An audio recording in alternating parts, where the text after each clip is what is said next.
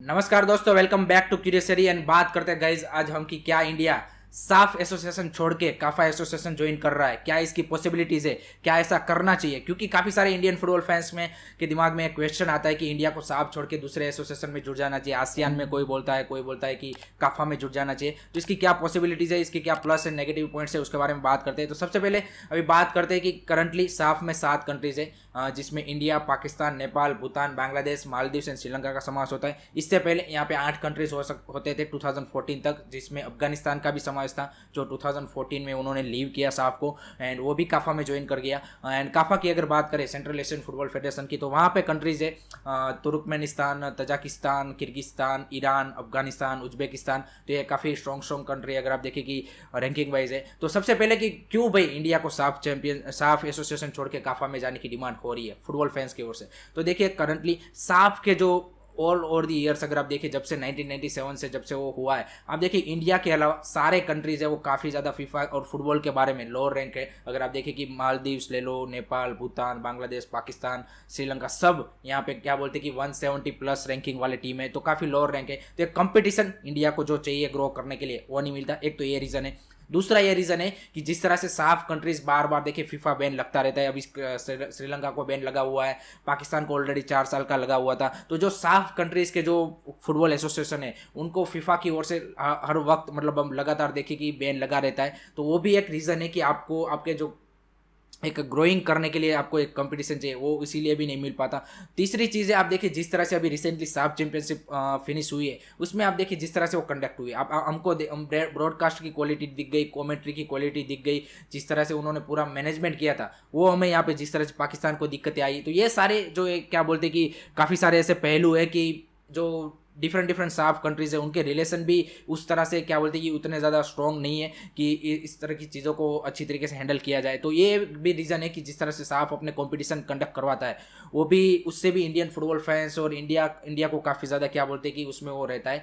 अगर हम बात करें अब कि ये कुछ रीज़न है कि जिसकी वजह से इंडिया को अगर आगे बढ़ना है तो डेफिनेटली दूसरे कॉन्फेडरेशन में देखना चाहिए। अब ये बात करते हैं कि क्या ये पॉसिबल है। तो जी हाँ गाइज, इसमें देखिए कि काफा की अभी न्यूज़ आई थी, काफा ने इंडिया को इन्वाइट किया है। तो काफा ने अगर आप बात करें तो सितंबर 2021 में ही उन्होंने यहाँ पे अनाउंसमेंट कर दिया था कि हम 2022 से हम डेफिनेटली इंडिया को अपने डिफरेंट क्या बोलते हैं टूर्नामेंट में इनवाइट करेंगे। और उन्होंने लास्ट ईयर यहाँ पे इंडिया की एक यूथ साइड को इनवाइट भी किया था, लेकिन due to some other circumstances वो नहीं हो पाया था। और अभी रिसेंटली जो काफा के जो जनरल सेक्रेटरी है उन्होंने भी बोला है कि हम इंडिया को इन्वाइट करेंगे। तो ये सिर्फ अभी इन्विटेशन है, ना कि सिर्फ आपको एक एसोसिएशन से दूसरे एसोसिएशन में क्या बोलते हैं ट्रांसफर होने की रिक्वेस्ट है। उन्होंने सिर्फ जैसे अभी इस बार जो रिसेंटली उनका काफा नेशन कप हुआ है वहाँ पे उन्होंने ओमान को एज ए इन्वाइटी बुलाया था। जैसे अभी अभी अगर आप देखें कि कतार है वो यहाँ पे कॉन्का कप जो नॉर्थ अमेरिका का जो टूर्नामेंट है वहाँ पे गोल्ड कप चल रहा है, वहाँ पे वो एज ए इन्वाइटी गया है। तो इसी तरह से इंडिया भी एज ए इन्वाइटी यहाँ पे उन्होंने इन्वाइट किया है, ना कि उनको फेडरेशन चेंज करने के लिए बोला है।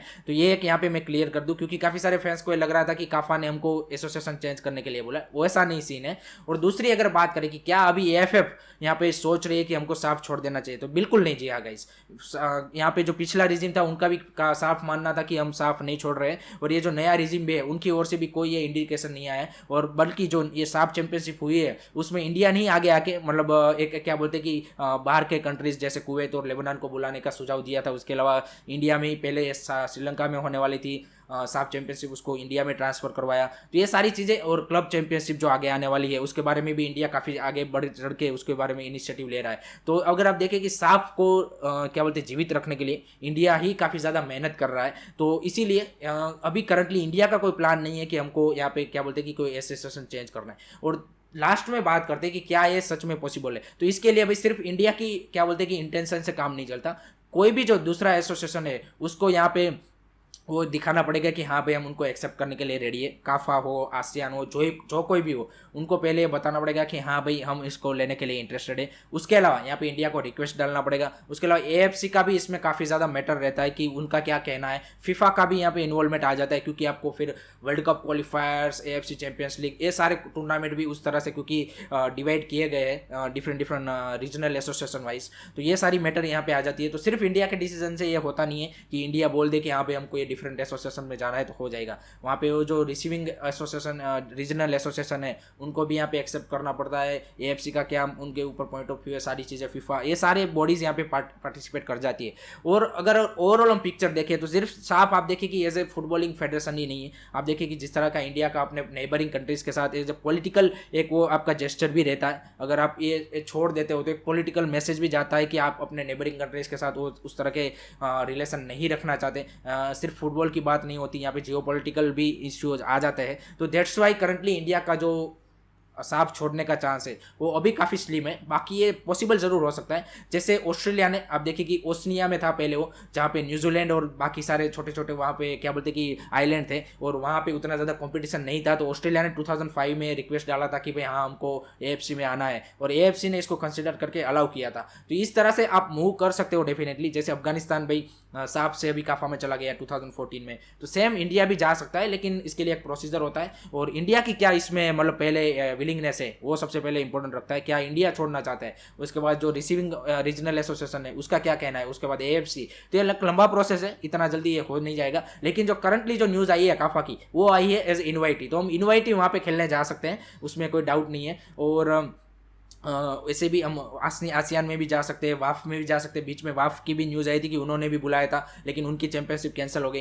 तो इस तरह के यहाँ पे आप बोल सकते हैं कि डिफरेंट एसोसिएशन से अगर आपकी टीम अच्छा परफॉर्मेंस करेंगी तो डेफिनेटली आपको फिर साफ के ऊपर ज़्यादा रिलाई ना होते हुए आप एज ए इन्वाइटिंग काफ़ी डिफरेंट एसोसिएशन में खेल सकते हो एंड आप प्रोग्रेस भी कर सकते हो। तो मेरे को लगता है कि करंटली एज सच कुछ मूव की ज़रूरत है नहीं। हम साफ को ही थोड़ा सा स्ट्रॉन्ग कर सकते हैं, क्योंकि India is the leading in the साफ। एंड लेट्स होप कि जो कुछ दिक्कतें वो ज़्यादा मतलब मेरे हिसाब से सॉल्व होनी चाहिए, उसमें कोई डाउट नहीं है। जो ब्रॉडकास्टिंग है, जो कमेंट्रीज है, ये सारे इश्यूज है साफ में अभी भी। जिस तरह से वो कोई भी टूर्नामेंट कंडक्ट करवाता है, चाहे वो यूथ लेवल का हो चाहे सीनियर लेवल का, उसमें नो डाउट अभी भी काफ़ी ज़्यादा फ्लॉज है। उनको एड्रेस ज़रूर करना पड़ेगा अगर साफ एज ए रीजन को डेवलप करना है और ज़्यादा व्यूअरशिप और ज़्यादा फैंस को उनके साथ जोड़ना है तो डेफिनेटली।